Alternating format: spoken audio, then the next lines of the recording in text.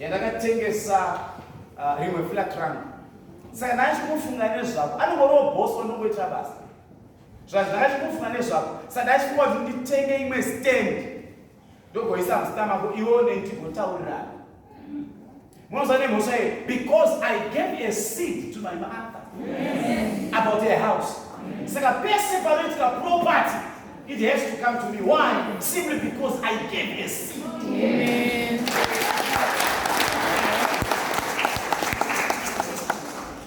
But you know my testimony has got to go because my testimony has not got one this. Because I don't because my testimony has not got one because I don't talk with the matter Mr. Mfulu or to say. I don't tell my testimony has not got one this. Anga to play because zvinoitwa naMwari kana wataka kupaka. Unoita sauronzo nemanyeni.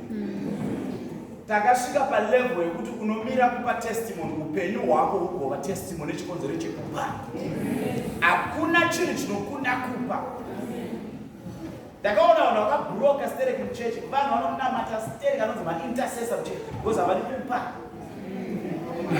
Chechi ino it's so difficult kuti upe kana uri muchechi kuno because wakasvika chechi yakavakwa, chechi ine mabhenji, chechi ine zvinhu zvese, ine kapeti, ine feni, ine aircon. Saka iwe unongosvika uchingopinda muchechi. Saka unofila kuti chechi hainidi anything.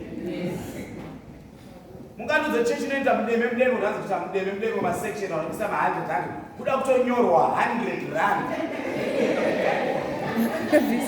Hamunyari 100 rand.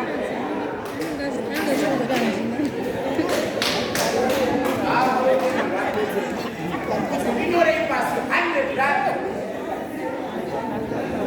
Ukaona uchiti yakapinda mune imba vadikana vari mumba tapinda ine mudzimai wangu vakapinda pabasa ndokugara pasi tapinda mumba memeni adzimai vakataka kutsvaka sochitevakatsvaka dzimai kutsvaka tesvikanzi vakazeza nemurume kudai so hamene pavangu vakaisa mari yedu havana kuiona vatsvaka 20 rand or 50 rand vatenge drink vatazogona vagara pasi sauradza kuti mari yavaishaya havachazoti mari yakaenda saka zvinoreva kuti mari iyoyo yanga iri pasi petafura pawangu vakaisa ndo yega yaungoona chinoita kuti vagare vakabhuroka vasina mari inyaya yekutadza kupa. Ukaandastenda principle yekupa uchaandastenda kuti upenyu hwako unoropafadzwa naMwari nenhau yekupa. Yesterday I was speaking in another place. You know, when I came in South Africa, I was a border jumper. I came here without a passport. I came here with nothing. I came through the river. I didn't come here with a permit.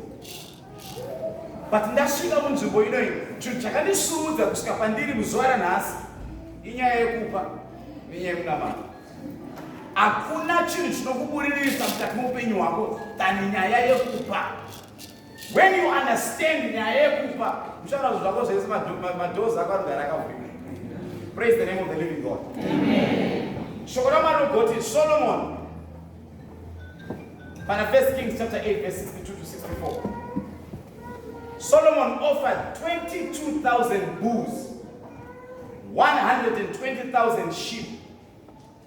When we calculate 22,000 bulls, it equals to $12 million.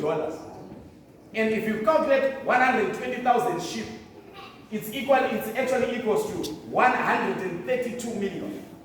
So all in all, for chapter 8, Solomon anozoropa 312 million. But the first time Solomon gave 6 million. The next offering here, Solomon anopa 6 million. I remember the first time I wanted to buy a car in Cape Town. I wanted to buy a car in 2010. That didn't 8,000. I looked for a place that I could buy a car for 8,000. And I can make a small BMW K those my box type. Like a Zama will take a motor buy 10,000. Like about 8,000. The Gatas will take a motor. Murid was now got to add extra 2,000. I must save 10,000 cash. They don't buy 8,000. Those who buy 2,000 better who that 10,000 they got one. The Baram. The Badak 8,000 you go check a motor, but no name motor. Opel cab. Opel cab in the hands 7,000 dinar. And it was 5 o'clock. The Badak name you don't withdraw 4,000 years later, 3,000 they withdraw. I'm going to exchange that. Because the trauma going to exchange my young say. because limit yangu inge 4,000. Mangwana makuseni muno yachishika. Unfortunately, my brother says that he wants to buy the car. So I won't be able to sell you the car because mukoma wangu akatoitora. Ndakamba ndatsama ndashandisa 1,000 rand. Ndichinosvika kuchechi tatine mufundisi mwangabva akati. Ndichisvika kuchechi mwoyo wangu wangonditi tora 7,000 ukaende chechi. Handakafunga so hana yangu igorova yasana kupa mari yakawanda kudaro. No hana yangu igorova ndikutadza kubata mwoyo 7,000 yandanga chengeta for 7 months. They want to know I can't take 7,000. That's shika kumba. Mwoyo wangu unamba ushukoti tora 7,000 unoipa kuchechi. Dango tora 7,000 yemba ndaitora kudaiso unoikanda kuchechi. The next thing that happened to me 2 months later, some new people came in our church. Vakopina mchechi sikatumbozote ndwanani chikanzi atitungamirwa mfundisi anofamba netsoka. Chikanzi mfundisi pane mota yataona apa yatakachifunza kuti mungaide kana kuchida tokutumidzire munoiona kusama friends.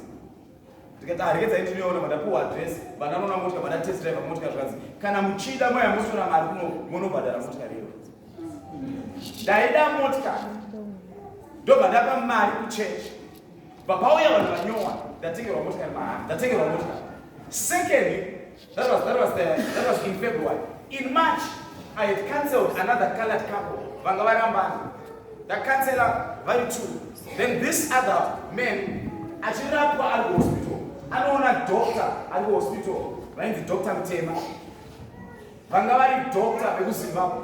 Akati ndinozoona pastor vekuZimbabwe. Andizoninozoona kuti pastor Dalito neveZimbabwe. So the doctor ndokumira kuti pe number dzavo. Ndigonozosangana navo. Doctor ndobva andifonera akatadosangana nepaCentral City. Doctor achisangana nepaCentral City atizivane tinotanga kuonana. Doctor anonipa makeys eMercedes Benz. Kuti Mwari vakandiudza 7 months ago kuti pana mufundisi wachasangana naye ene mufundisi unotanga kusangana naye ndimupe motikari. Ndakapiwa Mercedes Mavic, ndikapiwa Mercedes compressor. 2 cars in less than 2 months. That visa 7,000. Since then, I've received 5 cars. That's not Badalamai. Why? Simply because of giving. When you understand principle yekupa, chakaropa vadzwa kupa than kugamchini. Hallelujah. Amen. Hallelujah. Amen. 10 years say yandinomopa. You know, most of the time you shall me speaker. When we stand up on Facebook, somebody else just came to my inbox. She can say, "Food is not going to salute suit ya mungada, kana masuta mungada, mundi 2 minutes low, to go to Dubai, no for no logo of big resort." And in museum, and stand up more. That we were cook for them, or the son of Kavari, she can say, "I'm going to more amount to pay suit." The title say nearly 2 months before. Like I told a box, but that's a hemp box.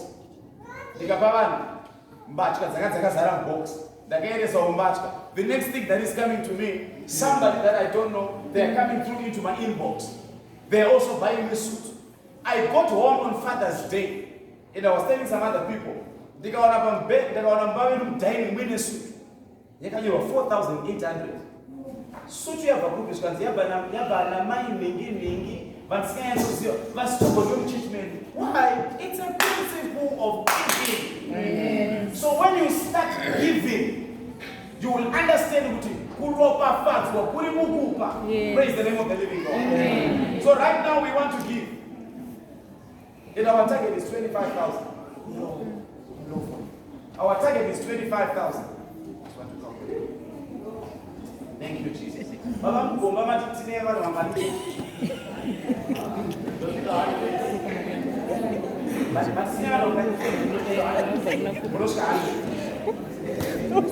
25,000 divided by 100. But in the I'm going to work with 25,000. They want to take on a target 100,000. But you got Abraham that I want you to bring me your Isaac. Yes. Mukaona offering yes ya munopa kuna mwari usina rwadzi rwemoyo. That's why usina want anything. Pandaka pa motikari, chitakupa motikari kuna baba wangu na mama wangu adishika. So the night sana. It took me 3 days to make the decision. Because you cannot say what I message this panza. It's not easy. It's not easy. And the monte it's not easy. And it's a lot of money. It took a lot of savings for me to purchase that vehicle. But the capital motor yo, panel ropa fazo, you need to man so everything. Can I was sacrifice about the. So this time we're looking for people that are willing to sacrifice and that are willing to go an extra mile. Do you know how difficult it is to get to purchase a house in South Africa? It's not so easy, especially when my refugee papers. Usina my documents. Tinema brown ID book. I'm a refugee in South Africa. Takazama don't take a imba for 2 years. We could not buy. Takazama for 2 years. We could not buy. Bengi chitirambira kadaisa kana namapepa munachi. Tangopedza pa offering murizvemba akati. Akabafunda mudzimai wangu Diana, I want to put this house in your hands. How much deposit can you afford? So I'm going to give you rent to buy. Are you hearing what I'm talking about? Tikabhadhara deposit. So right now, tikubhadhara imba yayo. And then within a few years, within about less than 5 years, tinenge tatopedza. And it becomes our house. So now we have to pay a huge amount each and every month. It is possible with God. If God could make that deal possible for us, it is possible for you. So what I'm talking about, Nasi, even last week I was phoned for another deal here by you as well. But the child of God, not be somebody, not be so shit, what's the also?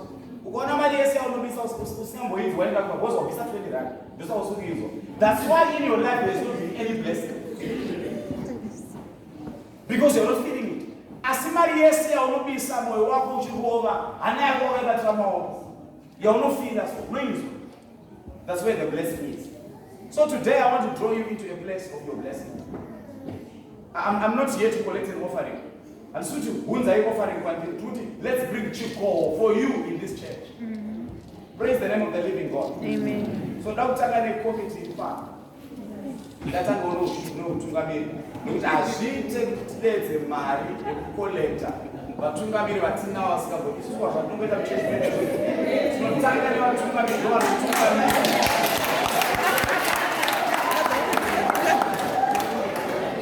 Because it's connected, there's a tungamiri or the moon year number one as well as man. But I will change our group is somebody goes with tungamiri biaga sudas. Amen. So as long as tungamiri start like simple, I want you to tungamiri. So right now tata kani tungamiri. I don't tungamiri mfano wakamira say, but tata kani committee yake mfano tungamiri ukisoro those why baba mkuu tungamiri Machecho wa doa tungamiri. Machecho wa chakubiro machecho wa masoso. Chakubiro wakati bezero kunyora. Abamgoba ngani bo wanyora. Ngani bo wanyora. Baba wanyora na ngoba kwa See. very you know what we do? What we do is to church. And actually there's a marriage like Zora Nasi. But on our bigger sat. No bigger sat, the masondo, poya ma biscuits, but no any mama feel church. Balanzi sat, the Baba food or no good there. Don't have one take us to take a 13 plates for 40 rand each. 13, but I take a cash. Simambo take a 8 plates. Tapeta Bravo Baba boss, Sumuka. Mindful is our food gas, 500 rand. That better, but 400 rand in my plates. 500 rand was we can get 700 rand, 900 rand, 1,000 rand. Which is 2,100. What are you talking about?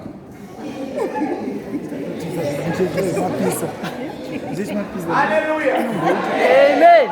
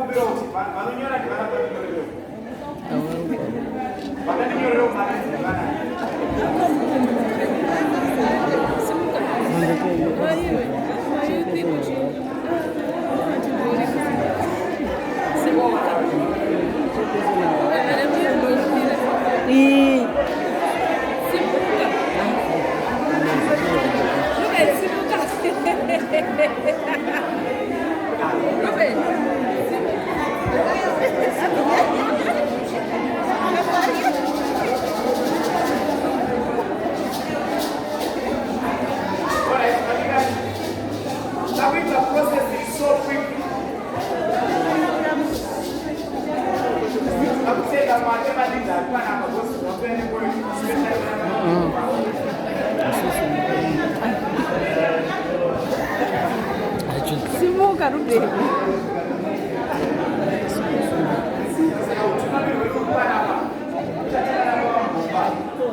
Itabu.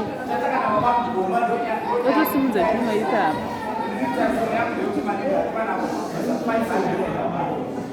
Enda 500 above. Yes, the leader. In the days was really just on the new police.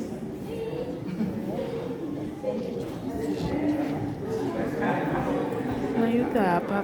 Ndoto simuze rokona tunaita hapa. Ndio mayuta hapa. You can join police. You know no tanga. Number 1. Tango kanda mali. Saka chati 500 plus. Baba mkumba ndio tasa ndio mtanga.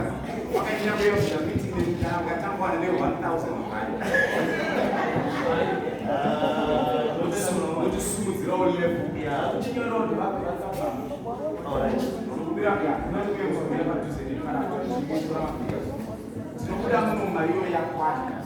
Deixa eu ver isso aí dentro. Agora o negócio bolso, agora foi ele mais que moto, cuida do more. Olha o cara mais que moto bastante.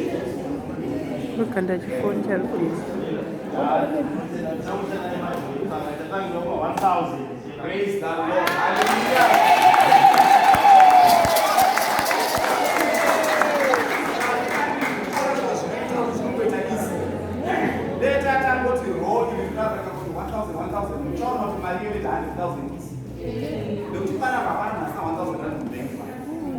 Mana kwa Ruben ndio ndio chanzo niweze kazi kana 100 rand andina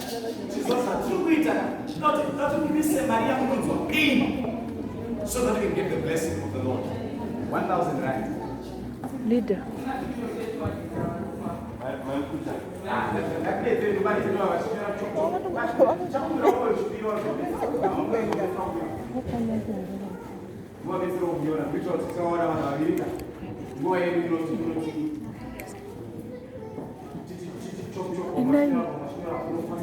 My leaders.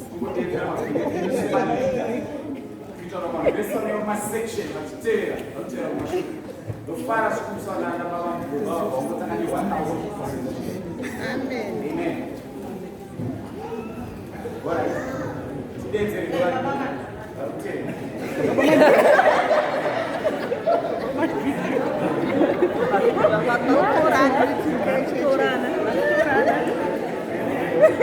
Não, Ana Maria. Não gari robati. Não gari robati.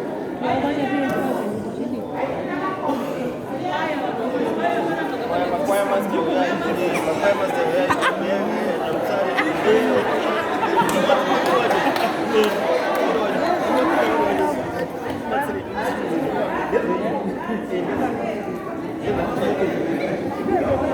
Yuthi. Yuthi.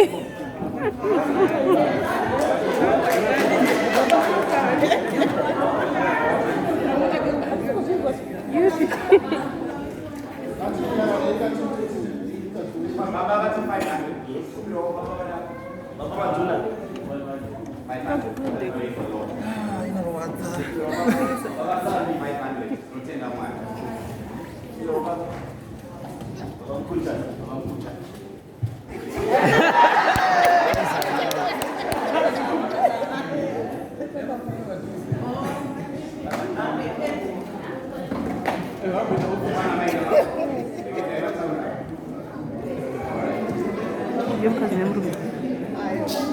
Yomkazi. Pabido.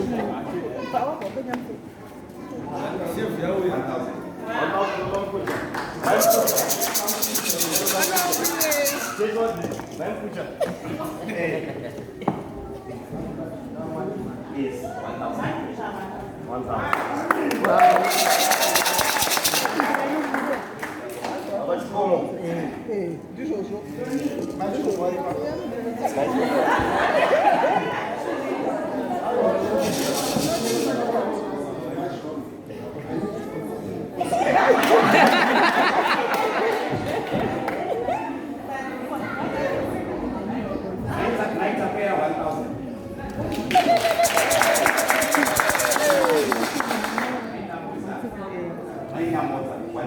Wow.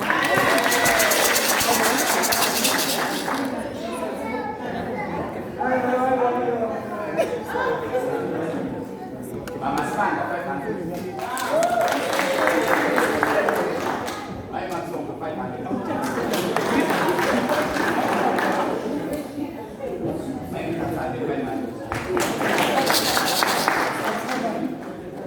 My reporter, 500. My grandma, 500. Mama. My jewelry, 700.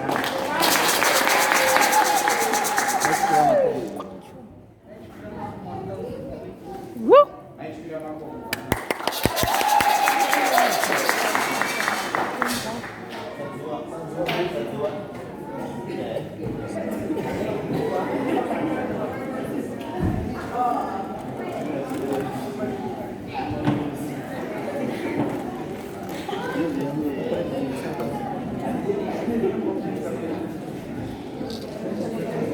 Chiramba chigaruka mari dzodaidzira Matonyoresa.